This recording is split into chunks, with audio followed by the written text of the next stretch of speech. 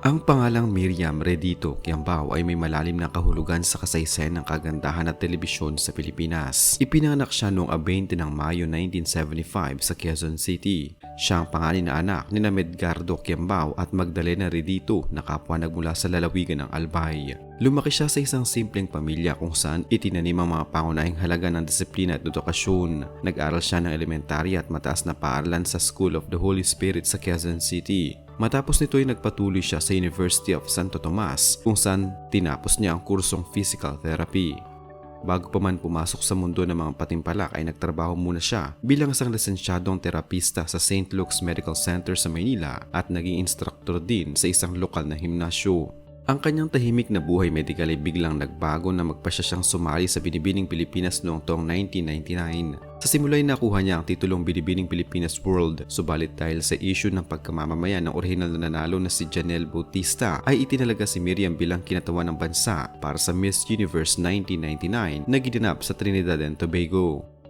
Ang paglalakbay na ito ang nagdala sa kanya sa isang napakatanyag at makasaysayang sandali sa entablado ng pandaigdigang patimpala. Noong gabi ng presentation show para sa preliminary evening gown competition ay nagkaroon ng hindi inaasahang insidente. Habang naglalakad sa entablado gamit ang kanyang mahabang kasuotan ay sumapit ang kanyang takong sa laylayan ng tela na naging sanhi ng kanyang biglang pagkakadapa sa harap ng maraming tao at mga hurado. Sa kabila ng matinding gulat at kahihiyan ay hindi siya nagpatalo sa sitwasyon. Agad siyang tumayo ng may ngiti, inayos ang kanyang buhok at ipinagpatuloy ang kanyang pamusong pagrampa na may mataas na kumpiyansa. Ang mabilis at eleganteng pagbawi na ito ay umani na malakas na hiyawan at palakpakan mula sa mga manonood.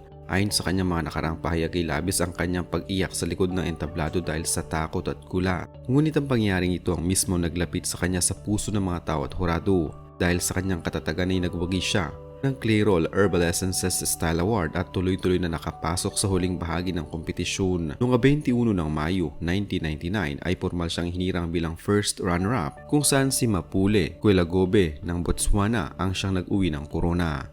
Ang tagumpay na ito ang naging malawak na pintuan para sa kanyang pagpasok sa industriya ng showbiz sa Pilipinas. Agad siyang pumirma ng kontrata sa GMA Network upang maging isa sa mga pangunahing host ng bansa.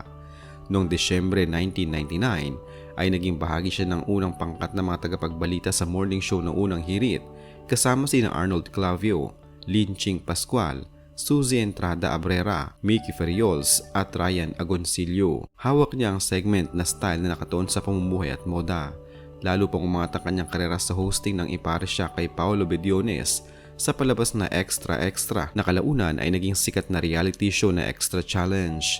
Naging bahagi rin siya ng mga programang All About You, Pinoy Meets World at ang talk show na Palaban kasama sina Winnie Monsod at Malu Mangahas. Bukod sa hosting ay pinasok din niya ang pag-arte kung saan lumabas siya sa mga pelikulang Patient X at Kimi Dora, kambal sa Kieme noong 2009. Lumabas din siya sa mga teleseryeng tulad ng Kung Tayo'y Magkakalayo sa ABS-CBN noong 2010 at Bangis sa TV5 noong 2011. Ang kanyang galing sa komunikasyon at natural na karisma ang naglagay sa kanya sa hanay ng mga pinakahinahanap na personalidad sa telebisyon. Sa gitna ng rurok ng kanyang katanyagan sa telebisyon ay biglang nahinto ang kanyang aktibong karera sa showbiz dahil sa mga personal na desisyon. Noong 9 ng Enero 2004, nagpakasal siya sa isang negosyanteng Italiano na si Claudio Rondinelli sa isang barangyang kasalan sa Holy Rosary Church sa Boracay. Matapos ang kasal ay nagpasa siyang iwanan ang kanyang mga regular na palabas at kontrata sa Maynila upang sumama sa kanyang asawa sa Hong Kong. Ang hakbang na ito ang naging simula ng kanyang mahabang pagkawala sa lokal na telebisyon. Sa kasamaang palad ay hindi naging madali ang buhay mag-asawa sa ibang bansa. Ayon sa kanyang mga naging pag-amin ay nagkaroon sila ng kakulangan sa komunikasyon at malalim na hindi pagkakaunawaan ng kanyang kapareha. Lumala ang sitwasyon hanggang sa naghiwalay ang dalawa at formal na naigawad ang kanilang diborsyo noong 2006 matapos lamang ang 2 taon at kalahating pagsasama. Ang kabiguang ito sa pag-ibig ang nagdulot sa kanya ng matinding kalungkutan at depresyon. Nawalan siya ng kumpiyansa sa sarili at nakaramdam ng kawalan ng direksyon sa buhay. Ang pagkawala niya sa paningin ng publiko ay sinabayan pa ng mga mas mabibigat na pagsubok at kontrobersya sa kanyang pagbabalik sa Pilipinas.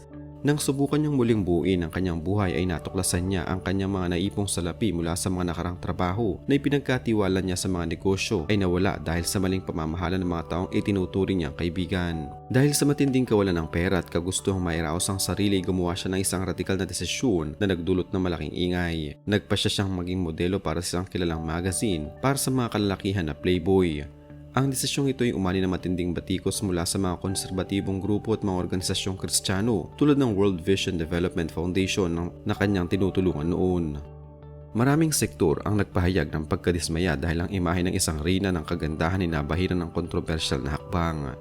Ang insidenteng ito ang lalong nagtulak sa kanya na lumayo muna sa magulong mundo ng industriya upang ayusin ang kanyang sarili at emosyonal na kalusugan. Bukod sa issue ng magazine ay nakaranas din siya ng matinding bumatikos mula sa publiko noong unang bahagi ng 2012 dahil sa kanyang mga pahayag sa social media. Matapos siyang sumalang sa programang The Bottom Line with Boy Abunda ay nag-post siya sa Twitter hinggil sa kanyang pananaw sa homoseksualidad. Isinulat niya na ang pagiging homosekswal ay hindi kasalanan ngunit ito ay isang kasinungalingan mula sa dyablo. Ang pahayag na ito ay mabilis na kumalat at nagdulot ng malaking galit mula sa komunidad ng LGBT sa Pilipinas at sa iba't ibang sikat na personalidad sa showbiz. Marami ang tumawag sa kanya na sarado ang isip at walang pakiramdam sa kapwa. Dahil sa bigat ng reaksyon ng publiko ay agad siyang humingi ng paumanhin sa pamamagitan din ng social media at ipinaliwanag niya na hindi niya intensyong saktan ang damdamin ng sinuman. Ang seryeng ito ng mga kontrobersya ang naging dahilan kung bakit unti-unti siyang nagpasyang lumisan sa tradisyonal na telebisyon at humanap ng ibang paraan upang gamitin ang kanyang boss sa mas pribado ngunit makabuluhang paraan. Sa kabila ng mga madidilim na yugto ng kanyang buhay ay nakatagpo siya ng bagong pag-asa at pag-ibig noong 25 ng Marso 2014. Muling nagpakasal si Miriam kay Eduardo R.D. Roberto Jr. na isang kilalang Kristiyanong manunulat, negosyante at motivational speaker. Ang kanilang kasal ay ginanap sa isang hardin sa Villa Somes sa Tagaytay. Ang relasyong ito ang nagdala sa kanya ng isang malalim na transformasyon sa kanyang spiritual na pamumuhay. Sa tulong ng kanyang bagong asawa ay naging masugid siyang tagasunod ng pananampalataya na naging sandigan niya upang tuluyang malampasan ang depresyon. Biniyayaan sila ng dalawang anak na lalaki na sina Elijah at Ezekiel Isaiah. Ang pagkakaroon ng mga anak sa edad na lampas 4 na po ay tinuring niyang isang malaking himala. Kamakailan lamang noong March 24, 2024 ay pinagdiwang na mag-asawa ang kanilang 10 taong anibersaryo ng kasal sa pamamagitan ng pagbabago ng kanilang panata sa The Palms Country Club sa Alabang. Ang kanyang pamilya naging sentro ng kanyang buhay at inspirasyon sa kanyang mga bagong hakbang. Sa kasalukuyan ay ganap ng iniwan ni Miriam ang buhay artista upang tumutok sa mas malalaking industriya ng negosyo, partikular na sa real estate. Siya ay isa ng lisensyadong real estate broker at lessor na aktibong namamahala ng mga ari-arian. Ang kanyang interes sa larangan ito ay nagmula pa sa mga turo ng mga magulang at lola tungkol sa tamang pamamahala ng pananalapi. Upang mas mapalawak ang kanyang kaalaman ay kumuha pa siya ng formal na kurso sa brokerage. Nakasentro ang kanyang mga operasyon sa pagbebenta at pagpapaupa ng mga ari-arian sa New Valley sa Laguna pati na rin sa mga mamahaling beach property sa iba't ibang bahagi ng bansa. Madalas din siya maging tagapagsalita sa mga webinar at seminar tulad ng The Smart Real Estate Investor upang turuan ng mga kababaihan kung paano maging matalino sa pamumuhunan. Ang negosyong itong nagbigay sa kanya ng pinansyal na katatagan at kalayaan na hindi nakadepende sa mabago-bagong mundo ng showbiz.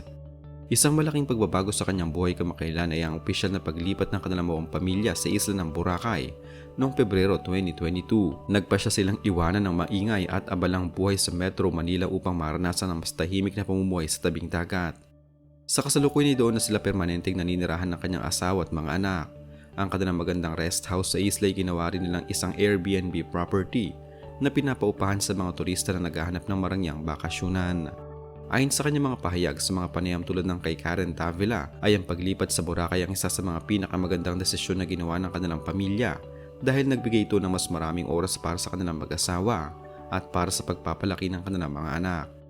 Ang buhay isla ay nagbigay sa kanya ng kapayapaan na matagal nang hinahanap. Bagamat wala na sa regular na mga teleserye at pelikula ay hindi ganap na nawala si Miriam sa mundo ng media. Siya ay kasalukuyang nagsisilbing isa sa mga regular na co-host ng programang The 700 Club Asia na ipinapalabas sa telebisyon. Ginagamit niya ang platapormang ito upang magbahagi ng mga mensahe ng pag-asa, inspirasyon at pananampalataya base na rin sa kanyang mga personal na karanasan sa buhay.